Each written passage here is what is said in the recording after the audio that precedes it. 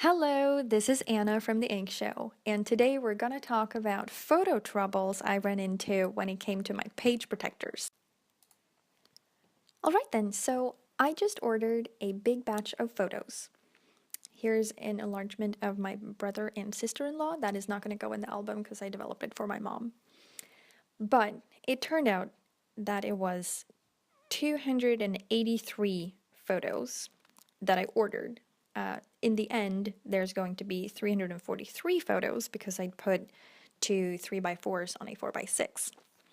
But the first pile there is a summary of all the photos, and I'm going to make piles for all the weeks. That week, the first week there is week 31. We went to London, so we were there for 7 days, and there's a ton of photos. But to go back to the summaries, that I name all of my photos, like week 32A, week 32B. So if there's a photo, I don't know where it goes, I can just go to the summary, or I can actually flip it over as well because the file name is on the back of the photos, which is really handy because sometimes I put two 3x4s on a 4x6, but they're not from the same week. And I can't always remember what week I took a photo. So I can just turn to the summaries. I also have a pile there of memes. I tend to download those to my computer and put those on like my title cards. Just those funny things you find online. I edit all of my photos in Lightroom, and I make templates for collages and for if I want 3x4s or 3x3s and so on. And then I actually hand cut all of these photos, not the 4x6s because they're already the right size.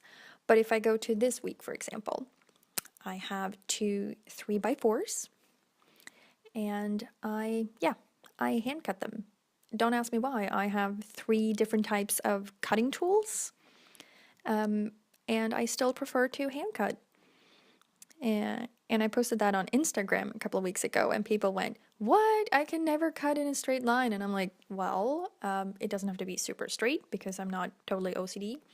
But I also, I don't know. That's just my preferred method. So here we are, the London trip. And this is day 1.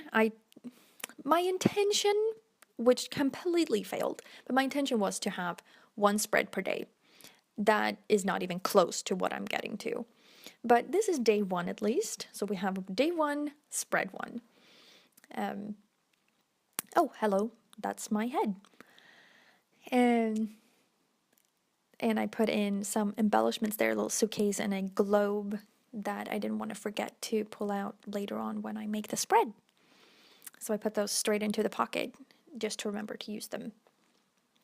Day 1, there we go. Okay, day 2 is also just 1 spread, which is really handy, and I look so organized, and it was so well thought out. I actually do plan all of my spreads on Post-it notes. Well, I say that now, you're going to see that I failed later on as well. But I tried to see how many 4x6s and how many 3x4s I need for 1 spread, and just try to make room for some journaling cards. I usually don't get any filler cards in because I have too many photos and I want to write too much. So, but yeah, there's an example of some 3x3s that I put in with some writing underneath it digitally. So day 2, that was that. And then we get to day 3. And as you can see, they're not going to fit on 1 spread or even 2. There's going to be a lot of spreads. But this day we went to the Harry Potter studio tour north of London. And I took a lot of photos. Obviously, we are big Harry Potter nerds in our family. Well, at least me and my fiance. Is our daughter, who at the time was 3, didn't really understand what was going on because we haven't introduced her to Harry Potter yet, because we'd like her to be aware of what it is when we do. She knows the name Harry Potter and she knows that she went to this exhibit, but that's it. But yeah, so it starts out, I'm using Design A for most of my spreads, or I tend to do that. Doing pretty well so far, one spread is done, moving on to the next, and here comes trouble because I put in another orientation. I have my 4x6s, but I put them the other way. What would you call that? Vertically? Yeah, I think so. And there's 4 of them. So I'm like, oh, hang on, I can solve this problem. So I have these sleeves I think they're meant for postcards. It's the size A4 if you're in Europe. I guess it's close to like letter size in America. So I just cut one of those in half and I'm going to make a little insert with these photos. And it turns out pretty okay, actually. But then again, the holes wouldn't fit, of course. So I went to get my little punchy thing, just marking out where to make the hole. And it's not a great one because the plastic doesn't really... yeah, I need to get some scissors to make it work.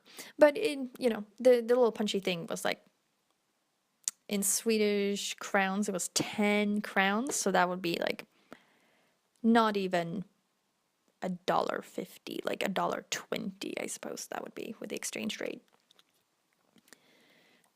So I can't really ask for much since it was so cheap. But yeah, there's a little insert. And moving on to put the rest of the photos in. Such a cool exhibit, by the way. If you ever get a chance, please go and see it. It was completely awesome. This whole trip was meant for Harry Potter, so there's going to be a lot of Harry Potter. And I'm going to do process videos later on with all of these spreads, so you'll get a closer look. I was filming this on my kitchen table and I couldn't make my whole album to fit into the screen for whatever reason. I'm not really sure why. But okay, so that's 3 spreads because we're so not done yet. Here's even more trouble.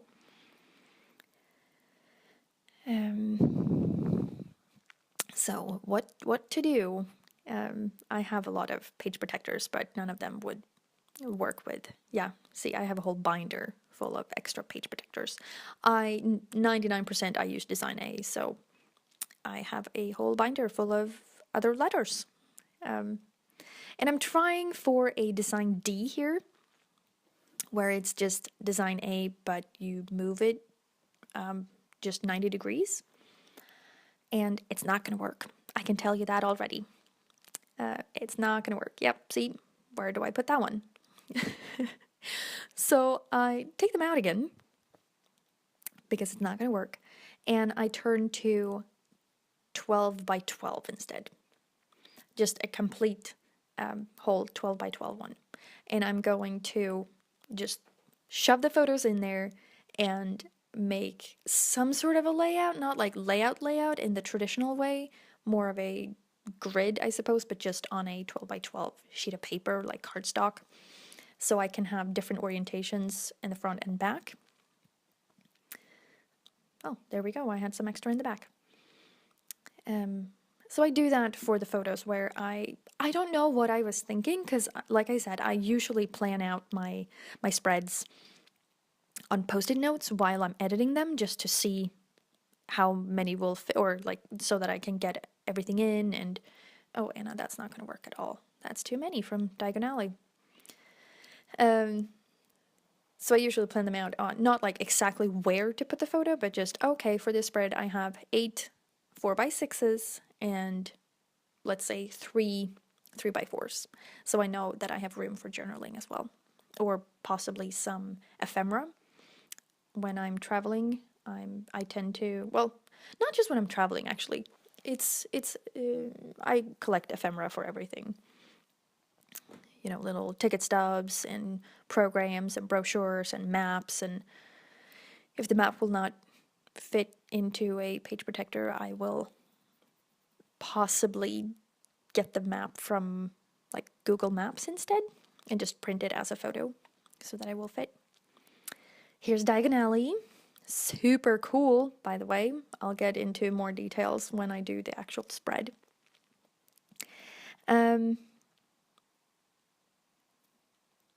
Yeah.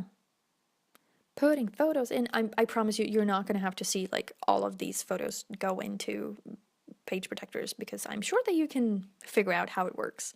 I just wanted to show that, yes, even though if I plan, I sometimes run into trouble. Here we have some more. I think I'm going to go back to a 12 by 12 again, actually. But yeah.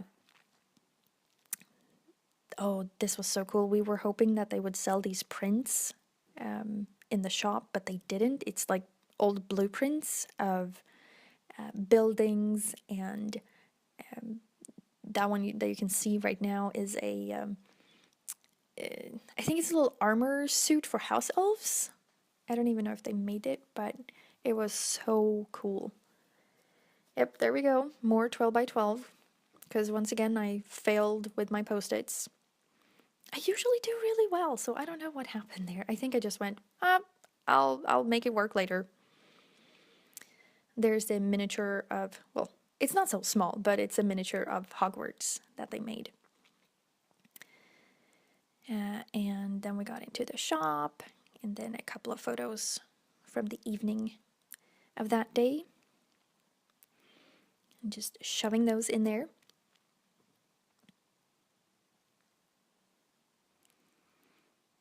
And yeah, that was our dinner for the evening. We stayed at our hotel room, actually. And I have some ephemera for that later. More into the 12 by 12. Everything will be solved by 12 by 12. So yeah, that was day 3.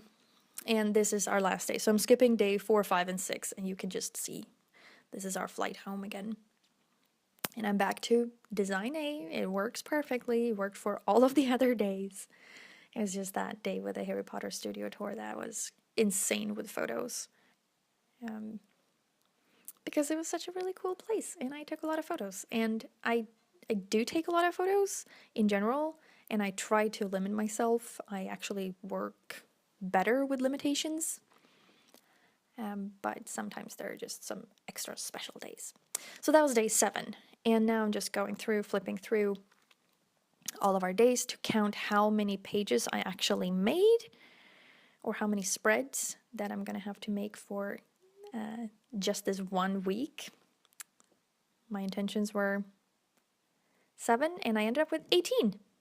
So there you go. And I hope you enjoy this, and I will see you in my process videos for this trip again. Bye.